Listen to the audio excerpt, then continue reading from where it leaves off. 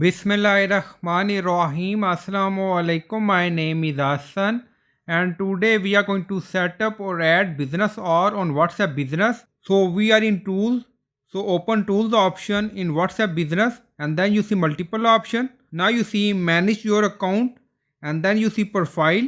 So click on it. So we are in edit profile. Now you see business information. So we are going to add business or. Now you see add or. So click on it. So we are in business or. Now you see let your customer know when you are available. Open for selected or. Always open. Appointment only. So you can select option according to requirement. So we select always open. If you want, you can click on next. Appointment only. Open for selected or. So you can select option and then click on next. Now you see select or. So you can add Monday, open, close, enable, disable like this.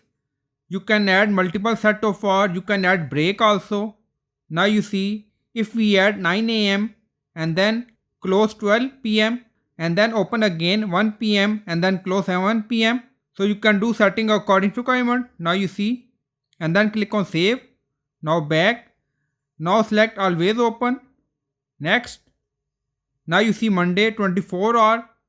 24 hour again. So you can enable disable option according to requirement and then click on save.